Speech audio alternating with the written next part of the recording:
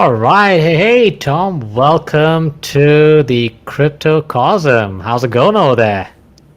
It's great, Marcus. Thank you for having me on. I'm here in Denver with the Kitcaster team. I'm in our own podcast studio right now. That's why I got some nice gold streams behind me. We always like to take our calls in this studio, so happy to be on the show. Thanks for having me. Yeah, I was about to say I wasn't sure whether you're in a restaurant or but it looks pretty sweet. I love it. Yeah, we have our we take our podcasts here, and we got some microphones and stuff, but we just gotta make sure that we got the right vibe for any recordings that our team goes on. So yeah. All right. Okay. Anyways, I wanted to actually talk about a lot of things. The reason I connected with you was I know you're in Denver, but I also kind of found out there's a lot of interesting stuff is happening. I don't get to hear much about what's happening in Denver other than Shapeshift. I know they're kind of like I guess one of the big boys or the uh, in the blockchain crypto space. But before we get talk about Denver and blockchain, I would love to learn a little bit about you, how you got into crypto and blockchain, so to speak. So take it away. Sure. I started off just trading cryptocurrency, day trading, buying some Bitcoin here and there back in 2016, 2017, before Bitcoin was even around maybe like $800, $900 was when I first got into it. So I wish I still had all the Bitcoin I had back then, but that would have been nice. But yeah, I started off just doing some day trades and things like that. And then a business partner of mine, Parker, and we started coming up with some ideas that we thought might be good. One, to increase adoption of the space, and two, to just provide a great service to people as a whole. So that's when I started in with my first blockchain startup, which was called Fraps Advertising. That project is one that we've kind of moved aside right now to focus on a bigger project that we're working on called Secure Digital Asset Group, which is a cold wallet provider and storage solution, custody solution for cryptocurrency investors. Um, it's a solution that is white labelable, commissionable, and distributable through the traditional broker dealer networks. So Wow. it allows people to offer cryptocurrency to their clients in a cold wallet solution that is safe and secure and easy for people to use. So that's what I'm working on right now. It's more of a fiat gateway type service rather than a cryptocurrency exchange, if you are familiar with the difference. Okay. Um, Meaning our platform only offers fiat to crypto trading pairs. We don't do any crypto to crypto trading. For example, Gotcha. no Bitcoin to ETH trading, just simply Bitcoin to US dollar or euro, whatever you need to use, or Ethereum to US dollar, euro, those types of things. So we're more of a gateway from people to get from fiat into crypto than for people Gotcha. to join and trade crypto on, if that makes sense for you. Okay, but do you also have like off ramp functionality? Like if someone wants to rise their profits, I guess, so to speak. Like, Yeah, absolutely. You can sell from crypto back to fiat. If you think about a Coinbase type platform, which I don't know what is available over there in Dubai, but in the US, Coinbase has just straight USD into crypto functionality. You can't actually trade crypto to crypto on Coinbase, but they do have the Coinbase Pro platform where you can trade crypto to crypto and do a lot more trading pairs. yeah, We try to make our system so simple and easy, to the point where we don't want to confuse people with all of those types of trading pairs. So we simply just go from US dollar or other fiat currencies into crypto and back. And that's what we're doing right now. okay, that's pretty cool. Okay, that's nice. Yeah, I mean, Yeah. we do have here in Dubai, I guess in the Middle East. I mean, we do have access to Coinbase, Mm. but off ramping like from crypto to say US dollar or any of the major currencies. I don't know if that's available yet, but Binance is strong over here. They have a big presence, Sure. and but we do have some local ones coming up too. So I guess in the Middle East you're going to see from the states and also overseas. They all are coming to Dubai, and because it's kind of like a gateway to Europe as well as Africa too. So there's a lot of, I guess, a lot of economic opportunities. Uh, but could you also share ship with Kitcaster? Sure, definitely. Kitcaster is a company that I'm working for right now as a director of product. I come up with new ideas for them, test them, build them out, and basically just create products all around the podcasting space. So actually, the PGL platform that you use to send Yeah. invites to me and a couple of other guests for your show is a product that I manage on behalf of Kitcaster, and yeah, it's like my full-time job right now. Obviously, I have my own startup companies as well on top of that, Right. but Kitcaster has been great and it's been huge for the world of podcasting and making great guest connections. So yeah, I all wrapped up. I develop products for Kitcaster and test them out and come up with new ideas. So I'm working on a couple different things, including that podcast guest list that you already utilized. Yeah, yeah. Yeah. No, it's pretty. No, it's pretty cool. Definitely did some interest. I got some interesting guests. John Vin. I mean, his bank Yeah, social is pretty interesting as well. So, sure. and it's growing. They're making some big change. Big improvements, big changes. So, uh, because I actually wanted to ask. Podcasting is such a great way to like educate. Also share your passions and stuff. But I was just kind of curious to know about what's your future podcasting for the crypto and the blockchain space. Do you see is there a big gap, or is there a lot of opportunities in educating people using? Yeah, you just hit the nail on the head right there. I think that the most important aspect of podcasting in the crypto and blockchain space is going to be that essential education that people need. There's going to be such a big shift from, the world of fiat and traditional currencies into a more digitally, you know, a more digitally powered system. And I think podcasting, just the way that information is shared and the way that you can hear directly from thought leaders in a specific space is going to be huge in facilitating that shift. People need to know what they're doing before they are going to go ahead and be comfortable enough to do it, and I think podcasting is going to be a place where a lot of that education is made. Yeah, I was also want to ask you about like other than like educating the Joes and Janes all around the world, but also Yeah. but I also do see I know like I also see in podcasting kind of like changes the way investors, whether instead of going through a bunch of notes or these 400 pages of company formation documents or white papers, uh, Yeah. do you think change the way investors look into companies or like learn about SE? No, CEOs, get it? Oh, absolutely, without a doubt. And we've already seen it happen.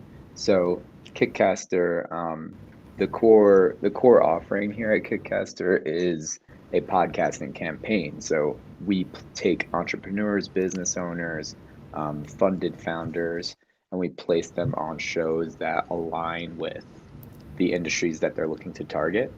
And we have people in blockchain, we have people in AI, other tech fields. We've actually heard of our clients directly receiving funding or really big number deals purely based off of a podcast that they've been placed on. So it's absolutely possible, and it's actually already happening without a doubt. Wow. Yeah. Possible to give maybe like say one or maybe two examples? I mean, if it is on public record, I guess. Um, yeah, I won't speak on any sort of funding or any like funding rounds or any sort of specifics, but I can tell you a specific client of ours was working on an AI chatbot system, and Right. they were able to secure a, multi-million dollar deal strictly based off of a podcast that we had placed them on. And they were a client of ours who was already finished with their campaign and they had stopped and they weren't really recording any episodes anymore. And then they came back to us, months later and they said, "Hey, we got to get going again right away because we just signed the biggest deal of our year based off of a show you guys placed us on like 4 months ago." So they Wow. signed a Okay. deal. They signed a deal with a really like gigantic video game company who was looking to get an AI chatbot for their system, and the Wow. CEO or whoever it was over at that company heard our client on a podcast and said, "Hey, this is exactly what we need. We got to get in touch with these guys." So they got in touch and signed a multi-million dollar deal, just strictly based off of a podcast. Wow. Okay. Yeah. I mean, Yeah. the reason I bring that up is I don't think a lot of people realize how powerful innovative podcasting can be. Like they think of Joe Rogan and all, those big, Yeah, shows and sure. stuff. But in terms of, I guess from an entrepreneurial level, like it is possible. So I guess if you have the right, Definitely. I'm saying, I'm sure there's some strategies involved, but through podcasting, you can really, I guess, hit some big deals. Yeah, definitely. It's just the sheer amount of exposure and branding that you get based off of podcast interviews is really important, especially for your newer, younger startup companies. Like, we would encourage any startups who, have maybe somewhat of a budget and can afford something like this. We would never encourage somebody to use their entire budget on a podcasting campaign. But some a company that could afford to do it, maybe we think it's a great way to get exposure and to raise funds because there's even shows out there. We have a whole collection of shows that are focused strictly on, pitching, entrepreneurship, and fundraising to the point where, actual real venture capitalists and angel investors listen to these shows just looking for new companies to invest in. So if if you're looking to raise a round or do something, podcasting is a great way to one, get some practice on your pitch. You have a conversation with a great host who's educated on the space that you're looking to talk about, because we obviously if we have a crypto or blockchain guest, we're going to place them on crypto blockchain shows. And there's a Right. host like you who knows what they're talking about, right? Like sometimes you have entrepreneurs and same thing has happened to me where I'm trying to raise money for a blockchain company and I walk into an investor's office in New York City and give them a great elaborate pitch on our blockchain project and they're like, "Well, we don't really know what blockchain is." And it's like, why are you trying to invest in it then? It's happened to me, it's happened multiple times, Wow. and we think that getting exposure and just the straight up practice talking to somebody who knows what they're talking about um, is really great for these startups and entrepreneurs who are looking to raise rounds. Okay, no, I like that. No, because I think I was about to ask kind of like a scenario, like say for example, a crypto startup here in Dubai. They're trying to like they come to Dubai to attract investors and all. So you pretty much kind of Yeah, questions got a bit, but yeah, but I like the last part of what you just said about you came up with your own pitch deck. You like present to some investors, but have no idea. yeah, Uh, I guess maybe a couple of years ago, if you try to present cryptocurrencies or the blockchain to some investors, I heard stories that people were laughed at by those investors from Silicon yeah, Valley. for sure.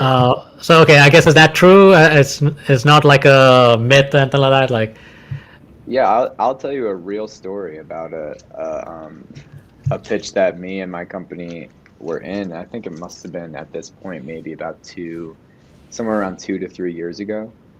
We were pitching our cold wallet solution with Secure Digital Asset Group, our Bitbond solution, which I could tell you more about later if you'd like. But we're Sure, sure, pitching yeah. into we're pitching into a hedge fund manager who had just successfully raised $50 million to invest into blockchain and cryptocurrency.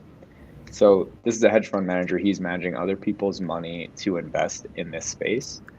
And Wow. we nail our pitch. We think, we did a great job. And at the end of the meeting, this hedge fund manager says to us, he says, hey, this all sounds really great, but I really don't know too much about cryptocurrency and blockchain. So if you go and get some money from the West Coast and Silicon Valley, I'll match it or I'll invest in you.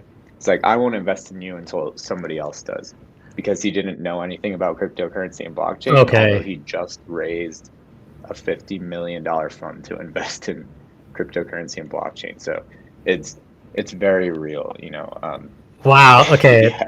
yeah, I swear Uh, it really did Thank you for happen. sharing that. Thank you for sharing that because I have heard those stories, but it kind of blew my mind. But but Sure, I'm saying, but okay, so the past, but let's talk about the now. What is sure. the investor, the hedge fund sentiment right now? Like, are they crazy about cryptocurrencies, or are they still kind of apprehensive, or People are really excited, and we pitch on a weekly basis. We're talking to new people, because it's a constant struggle to try to get your project funded until it does get funded, and then you do what you have to do. So we're still fundraising, and a lot of people are a lot more excited now about crypto and blockchain, Bitcoin, and all that, because they've been hearing about it for 5 to 10 years now, and they're starting to actually realize, okay, this isn't going away. This isn't a joke. Um, and a lot of them are really interested in trying to find a good product to invest in. But I still think there's a big lapse in education for a lot of those investors, big hedge fund managers, institutional money, who aren't educated enough to make the decisions on their own. So you'll typically see them having younger or more tech savvy, more educated advisors on their teams who are trying to help them, but it's still kind of hard to explain, a complex like blockchain system to somebody who's not very tech savvy, if that makes sense to right? you. Like, Yeah, it's still an issue, and of course there are those funds out there and those extremely knowledgeable investors who know exactly what you're talking about. You'll I've had discussions with investors who are smarter than me and my team. Like, they know yeah, more yeah. about know more about the type of blockchain system that we're trying to build than we do, and we're just like, oh my God, this is All this is right. great. And those are the great connections to have. Because I'll Okay. just to be clear, I'm not a developer. I don't code, and my direct partner Parker in this business, he doesn't code either. So we have a CTO who's working with us. So Okay. sometimes we'll meet with an investor who obviously doesn't know more than our CTO about our system, but knows more than us, and we're like, oh my God, how did you know that? So Yeah. there's two ends of the spectrum. You have people who really don't know anything about blockchain, and then you have people who really do know a lot, and they're doing the right things. Yeah, that's interesting. I'm because I'm sure yeah, I've been to a couple of conferences. I've been to some quite a lot here in Dubai. A lot of people coming in.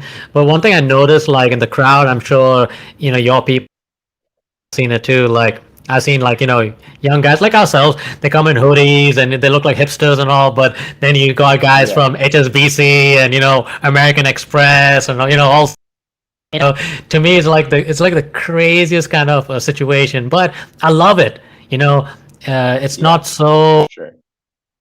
I guess traditional or kind of like um very formal, but to me, I see so much of vibrance, so much of energy and excitement, and it's also kind of interesting to see the top executives. They make big bucks, but they're kind of humbled.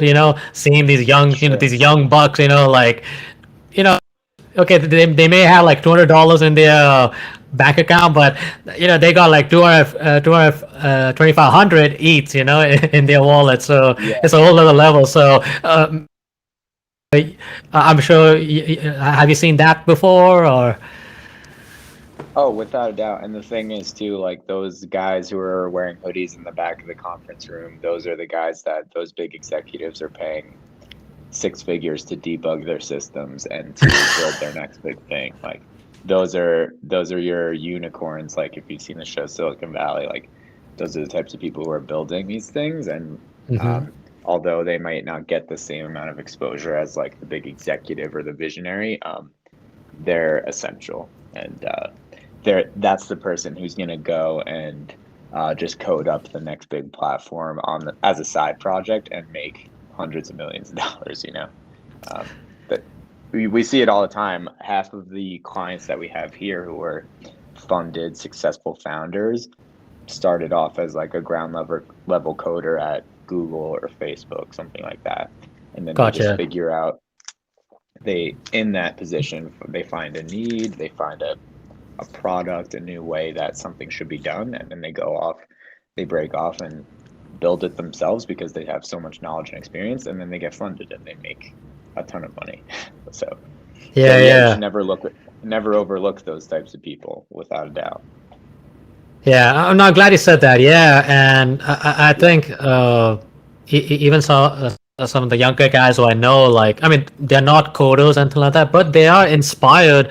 Just seeing like yeah, the level of success, and but also the new opportunities too. So I like to bring up the point where you talked about, you're not a coder and stuff, but you have other skill sets, and you are in the crypto blockchain space. So some of the questions, like some of my people here in Dubai and India, they ask like, hey, I like what's happening in the crypto blockchain space, but look, I have no idea about coding and stuff or software.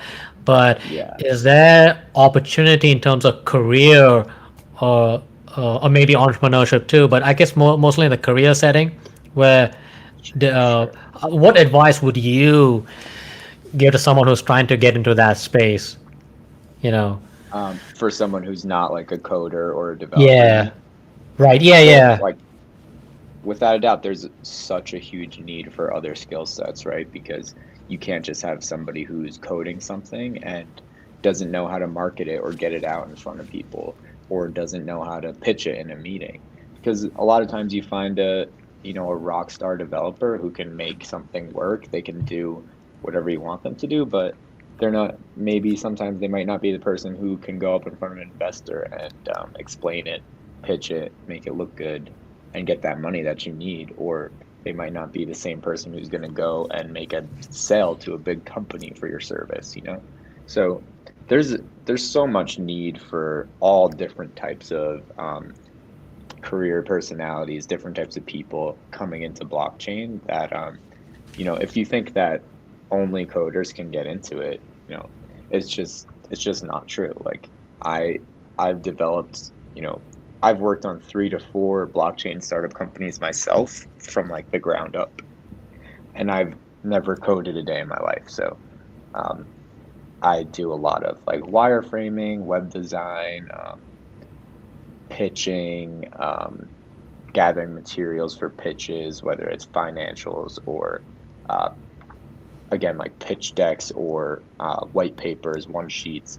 I do all of that type of stuff, and then I All right. work very closely with the technical people, our CTOs and our developers, to get this stuff built. And we sit down with them for hours on end to figure out what we think is possible, what we can do with our platforms, and you know we take what they say, you know, with praise, because they know their systems and they know how to build it, and we're always going to listen to them. So again, the coders are massively important. Obviously, you're always going to need someone to build your system, but I think all of the other things as well are equally as important to have on a team.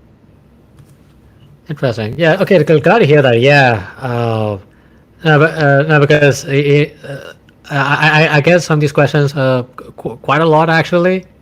So Yeah, other than oh Bitcoin is hitting 50K and now I'm missing out, but in terms of the industry, I mean, I, I'm sure you might agree it's getting hot right now. In the sense yeah, even when the market is down too, but still there's a lot of interesting developments taking place, and uh, I mean I just see a lot of opportunities. Like I'm not a coding guy, I'm more like a marketing sales kind of guy. So uh, yeah, I can talk a lot and stuff, but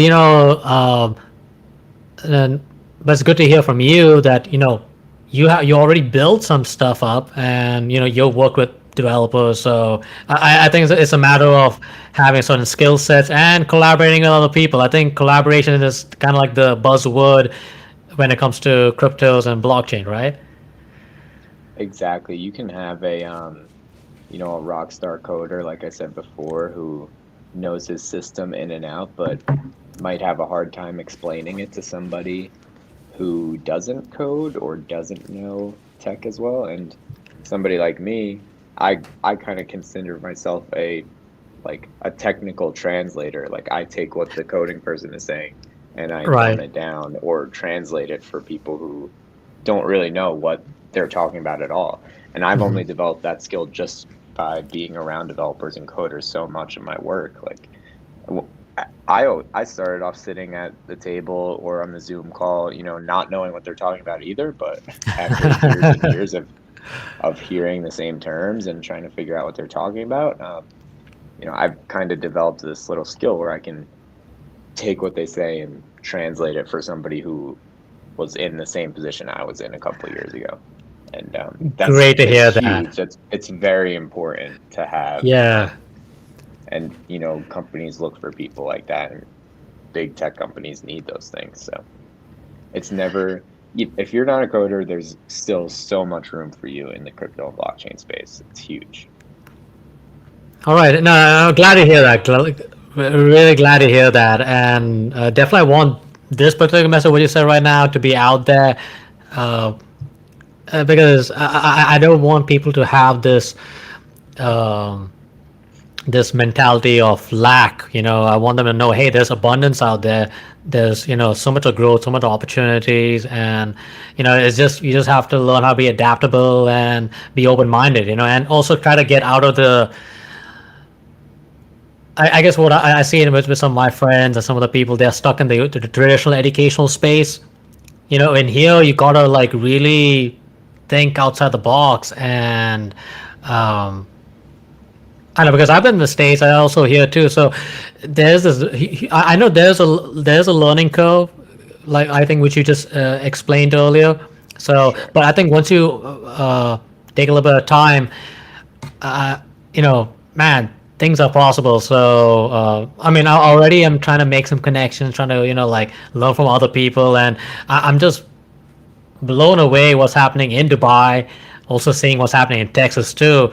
But definitely, I want to talk more about Denver. But before that, I wanted to talk to you about, what's with NFTs and also the DeFi space. So I would Sure. love to hear your point of view with regards to NFT and then DeFi.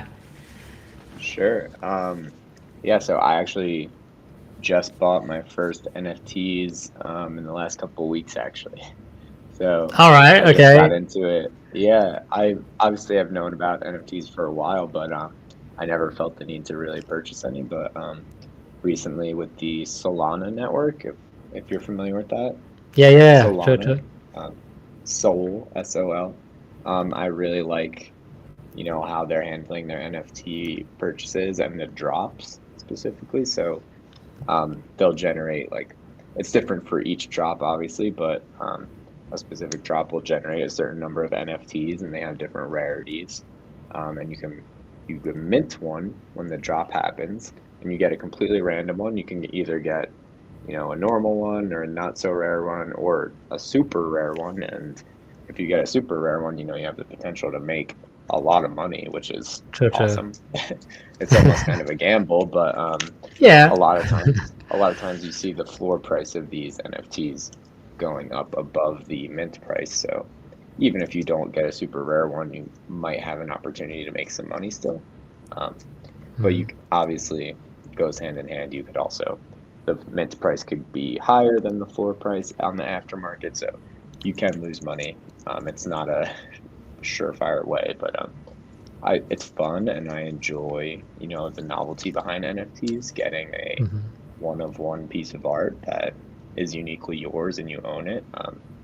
I think it's great, and I think the future of NFTs really is going to go into more more individualistic digital art where somebody's making, a piece that's as unique as any painting would be, a one of one. And that's already happening as well, but not to mention the other aspects of an NFT, like for example, in the music industry where an artist can own, the rights to their music through an NFT and sell or distribute ownership in their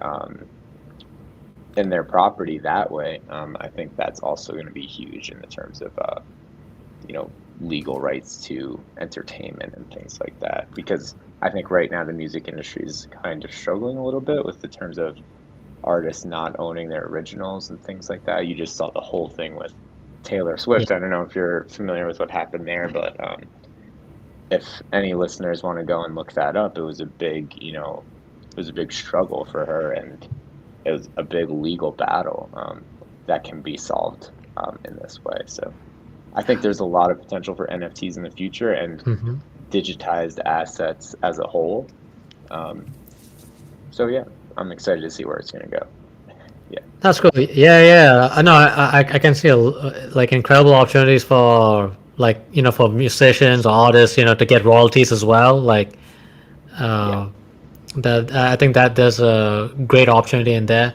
Now, with regards to decentralized finance, you know, because I know right now NFT is like super hot. It's a really sexy topic. Here in Dubai, like we have all these artists coming in, so they're putting NFT on cars as a way to increase their value, that kind of deal. But yeah. but I do mostly for me, I do believe like DeFi. I think in the long run, it's going to amplify. Like it's going to be really huge in terms of, I guess, financial inclusion, or I don't know whatever term you can call it, financial inclusion, financial confidence, or I like to dare to say financial ascension for people. In terms of Yeah, increasing their wealth, and especially in this region, in the Middle East, we have uh, families, who are growing their wealth, and especially the term intergenerational family wealth. So that's kind of a big deal for like Indian families, Arabian families, and African families. So uh, I guess I'd like to hear like your point of view when it comes to DeFi. I guess in the American context or in the American markets, uh, like what is your take on that? sure. I think that DeFi is going to be here to stay. I think a lot of governments are going to want to fight against it, but there's really nothing that they're going to be able to do because I think it is a much more well-rounded and useful financial model to have, no centralized entity controlling the supply of money or controlling the money's price, the value of it. I think it's going to be huge, and it is going to provide a lot of banking and financial opportunity to those underserved markets in places in Africa, for example. There's actually a company, some friends that I have through my startup experience. They're working on Yellow Card Financial over in Africa, and it's they just raised their Series A, and they're working to provide financial inclusion for the underserved banking markets in Africa by Yeah. allowing them to purchase cryptocurrencies using cash and in easy ways at their local grocery store. So it's and while that's yellow card financial isn't necessarily like a DeFi blockchain, less decentralized blockchains to allow these people to invest in cryptocurrencies that are decentralized. So I think, it's huge, and I think they're doing such a great job. They just raised their Series A, and they're growing astronomically over there in Africa. So you should definitely check that out. I'm not sure Okay. if they're in the UAE yet, but they are out there. And yeah, I Yeah. think DeFi is here to stay, and there's really some local governments might be, or some, international governments might fight against it. And I think Yeah. obviously we're going to see governments come up with their own cryptocurrencies without a doubt. I think that's, you know, there's no way that that doesn't happen, but I don't think that is ever going to allow them to get rid of the decentralized models. Okay. So I guess you go, like when you talk about like government currencies like your CBDCs, the central bank digital currencies. Yeah, Uh, yes, I think that's so, definitely going to be happening soon. Um, okay. more and more countries are going to, create their own digital currencies. I'm sure you'll see a USD coin that Yeah. is run by the actual government rather than Or the Federal just Reserve, created basically. by. Yeah, exactly. You're going to see that. You're going to Yeah. see a UAE coin, a Yeah, that talks are Italy there. coin, whatever. Hmm. Yeah, see. So Yeah, I yeah, think yeah. I think you're going to see those come, and they are going to be, you know, centralized models essentially if they're being run by each individual government. But like I said, I don't think that those are going to take away from the decentralized blockchains that were built kind of as the core idea of what blockchain technology should be. Yeah, no, because because personally for me, I see an incredible potential with DeFi, and like you got like your Uniswap, PancakeSwap, Yeah, because I know like even seeing like Compound, how how they're doing it, and other I guess protocols. I mean, they are starting to do well, and there's a lot of people are, I guess what's the right word, like staking their cryptos, their yeah, capital. Um, sure. and but yeah, anyway, speaking about DeFi, I'd like to learn more about what's happening in Denver, and like I was thinking like one or two, like the two companies I know is Shapeshift and Salt Lending, but just did a little bit of research. I found out there's like way more companies in Denver, Sure. so uh, please share to me and my audience about what's happening in Denver. And I'm just seeing a lot of exciting stuff. So would love some info about that place. Oh, without a doubt. There's a lot of tech happening out in Denver, whether it's blockchain or outside of blockchain.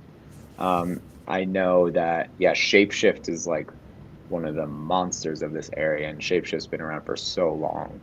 Um, I'm I'm not I'm fairly certain that Tezos might be out here as well. I Okay. know that Zcash is in Denver. Yeah, yeah. If you've heard of Zcash. Zcash, yeah, Um, yeah, yeah. so there's a ton of blockchain projects, a bunch of crypto projects, and a bunch of just I've heard of different exchange projects as well, and I always see them because through my LinkedIn, like they reach out and also they pop up on my feed, and I see them just because we're in the same area. So I think you're going to hear a lot coming out of Denver. One, it's a great place to be. It's centralized in the U.S., so that's huge for a lot of people.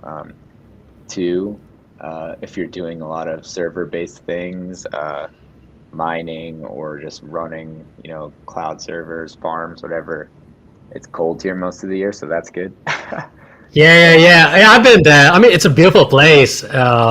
yeah, Except the like November, December time. I'm like, I can't handle the snow. I'm a yeah, beach yeah. boy. So Definitely, yeah, it can get to be a lot, but actually these are things that, those big companies do consider because like, it saves money if you're trying to cool a building that has 1,000 computers inside of it.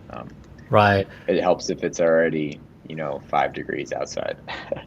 But Yeah, yeah. yeah, I think Denver's tech scene is, just starting to pop up, and the Denver Tech Center is growing every single time I drive past it on the highway. It's getting bigger and bigger, and yeah, I mean, you can just look up a list of all the newest stuff.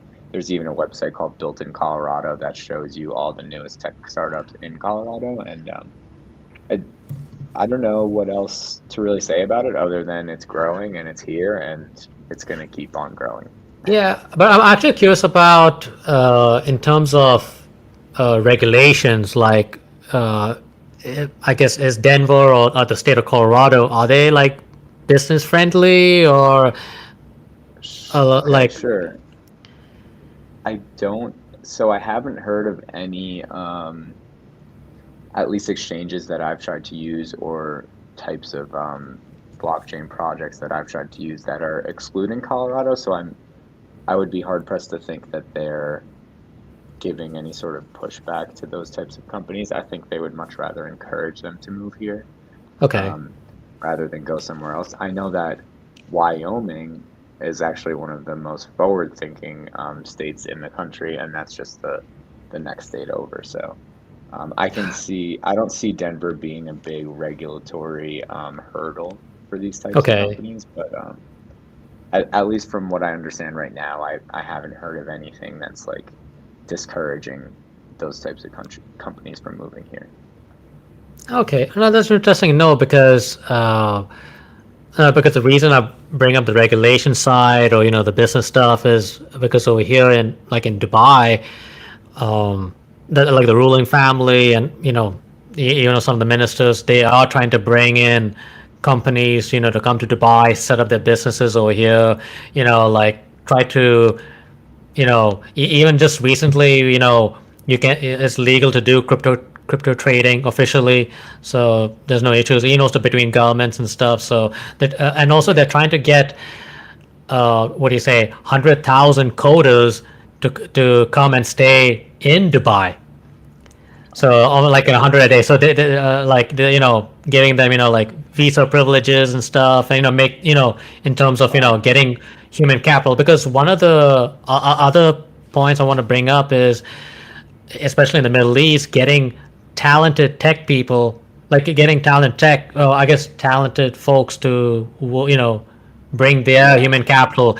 That has been sort of a big challenge in the Middle East, also in Dubai too. I mean, even with all the tax regulations and a lot of business opening up, but the talent side is one of the challenges. So. But so that's what I was curious to know about in Denver. Uh, uh, is the talent like homegrown, or is it from other states coming into Denver? Sure. I think, Denver does have a lot of homegrown talent from Colorado. We have a lot of great schools out here, DU, CSU, Boulder, that are pushing out a lot of great talent. Um, but also a lot of the talent, moves right over to Silicon Valley or California, a lot of the biggest people as soon as they're done. But I would say there's demand for technical talent in that way, developers, coders, but I think uh, I think there's plenty around in the U.S. for jobs to get filled, but again, you're Gotcha. seeing really high salaries and pays because of the need for those people. I Yeah. haven't heard of it being like too extremely hard to find somebody to fill a role around Denver, but Okay.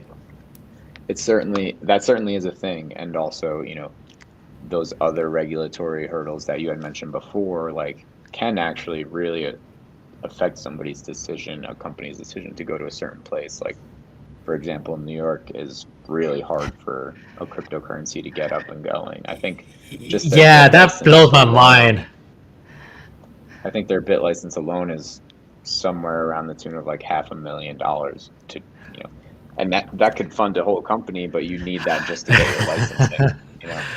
Yeah, no, because see, like, so someone was born and brought up in Dubai. Even some of my friends too. Like, when we look at New York, I mean, like to us, that's like the financial capital of the world. Like they would be open to innovation or fintech, brilliance, excellence, how you want to call it, but just to see the amount of regulations, I mean that is kind of like that's kind of scary. I'm just like, wait, what? Like that's gonna drive a lot of people, already people leaving New York. I mean, they're coming to Florida, Texas. I mean, now Yeah. Colorado. So Mhm. uh, I guess in I'm guessing like Colorado. Are they promoting a lot of the business stuff or bringing crypto talent or? I I think so. Colorado is usually pretty forward thinking in those spaces. I have not tried to open a crypto startup here in Colorado. The ones that I've, started are actually in other places around the country, but just the pure fact that I haven't actually heard of it being a big issue right now, having lived here for so long, I don't think that they are inhibiting any of those new companies in any way, especially ones who want to come and set up shop here. Okay. No, that's great to Yeah, hear. Yeah. No, no, I'm just excited to see, what's happening in Denver. Also learn about it in Texas too. It's I also study in Texas, so that's why I've been there for 10 years. So nice. I do have a soft spot Yeah, for the Lone Star State. Uh, but yeah, no, but but for me, it's just exciting to hear that, and I'm just doing my part to spread the good news, try to evangelize about cryptos and blockchain. So, and I also love connecting with, people like you, and it's really exciting to learn yeah. that, you have done some stuff as well. So, definitely it's refreshing, and it's kind of encouraging for me to, to do this, so I really appreciate that. Yeah. Love it. Without a doubt. Yeah, it's great to talk with people, especially in such a different part of the world, and see that other people out there are thinking about the same things that we are, and hopefully some people will hear this and be encouraged to take the next step towards whatever they want to do. Sure, sure. Yeah. Anyways, the last thing I want to ask is, Yeah, I was just curious about some of the American crypto blockchain startups. Like, I know they're focusing on the U.S. markets, but uh, do they look into like the international side, like trying to expand? Uh, sure. I any? think I think any crypto or blockchain startup is looking to go international. With my specific startups, we've considered deeply, actually just starting them overseas to begin with, just because of how tough the regulatory hurdles are here in the US. And Yeah. just, that group that I had spoken about before, who I had worked with a couple years ago on their project, Yellow Card Financial. Right. That was, their main idea. They ultimately their main goal was to provide, banking and blockchain services to those who are underserved in Africa. But I think originally they were going to start in the US, but then they kind of realized, well, why would we do that? It's so much easier to start up in Africa due to regulatory issues, funding, and things like that. So they just went over there and did it, and now they've been massively successful and completed their Series A. So um, that's a dream for any entrepreneur. And Wow. if the Yeah. U.S. is holding you back, I think every startup is considering going outside of the U.S. for sure. It's something that if you haven't looked at it or considered it, there's maybe you need to kind of reevaluate things because Sure, sure. there Yeah. are Glad you there are brought a that lot of up. benefits. Yeah. Yeah, Yeah. there are a Yeah. lot of benefits and also a lot of downfalls of doing it. But yeah, it's really just what's best for your individual company. Yeah, true, true, agreed. Yeah, but anyways, I think our time is about to end. But I want to leave the last few minutes for you. Just just Okay, how people can connect with you, and yeah, yeah, please sure. do. Yeah. I guess I'll start off just to thank Kitcaster for making this happen with us. So if anybody's looking to get on podcasts or get guests for their podcast, you could check out Kitcaster. That's how this recording ended up happening. So check us out, Yep. kitcaster.com. You can check out the podcast guest list on the website. And yeah, see that. The companies that I am working with right now on blockchain technology, which I mentioned before, is Secure Digital Asset Group, and that'll be at sdagcrypto.com. You'll be able to find some more information there. Sure. And yeah, they can also, if they want to email me or reach out on LinkedIn, it's just Tom Donahue. On LinkedIn, I believe the URL is LinkedIn/the Tom Don. I think that's the one that they were able to get for me. So anybody can feel free to send me a message if they have any Awesome. questions Okay. or a connection, and I'll be happy to give them some more information. Yeah, no, sure, no, definitely. Definitely, I'll share the links in the podcast as well as on the YouTube channel as well. So Yep. it'll be easier to find. But yeah, but anyways, Tom. First of all, thank you for connecting with me. Love it. I love the KitCastle service and what you guys are doing. And Yeah, absolutely, and also on top of it, your blockchain business as well. And yeah, just excited. I know this is just the beginning. The best is yet to come, for sure. So right. Yeah, yeah, thank you for your time, and definitely, I'm sure definitely I'll be looking forward to seeing some exciting developments from your side. So yeah. definitely. We'll stay in I, touch, and thank you again, I, Marcus, for having me on. Yeah, sure, yeah. Anyways, I'll catch you all later. Y'all be good. Y'all be safe. Thank you for entering the Cryptocosm. Bye for now. Yes.